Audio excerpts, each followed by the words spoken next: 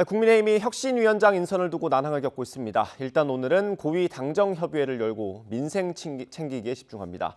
민주당 이재명 대표는 내일 당무에 복귀할 예정인데 비명계에 대한 징계 여부가 최대 관심사로 떠올랐습니다. 국회 연결합니다. 정현우 기자.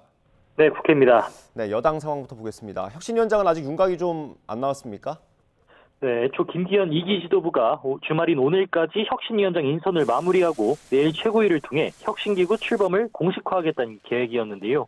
인물난 속에 외부 인사를 위주로 물색했지만 아직 첫 단추인 혁신위원장 인선을 매듭짓진 못하고 후보군 접촉을 이어가고 있는 것으로 전해졌습니다.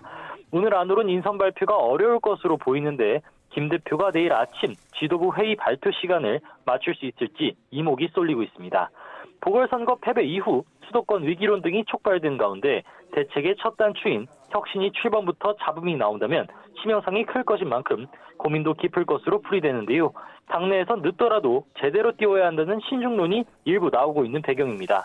이런 가운데 오늘 오후엔 앞서 대통령실과 여당이 협의한 대로 주 1회로 정례화하기로 한 고위당정협의회가 국회에서 진행됩니다.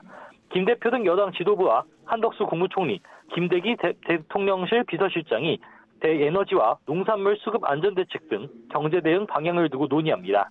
삼청동 총리 공관에서 열리던 고위당정협의회가 10개월 만에 국회로 자리를 옮기는 것은 당이 정책에서 주도적인 역할을 한다는 의미를 담은 것으로 풀이됩니다.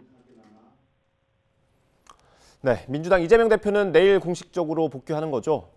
네, 민주당은 내일 이재명 대표가 예정대로 국회로 출근해서 최고위원회를 개최할 예정이라고 밝혔습니다.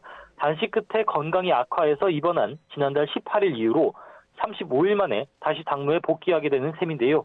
다시 일선에 나서는 이 대표 앞엔 당 안팎의 현안이 산적해 있습니다. 최대 과제는 앞선 체포동의안 가결 행위를 해당 행위로 징계해야 한다는 친명계 요구에 어떻게 답할지 결정하는 것입니다.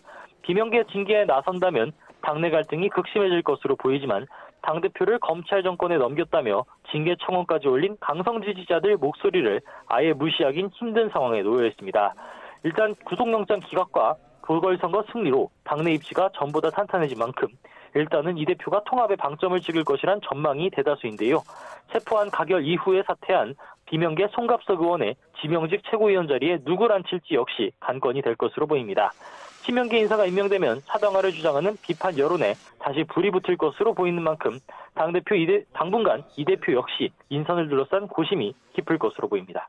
지금까지 국회에서 전해드렸습니다.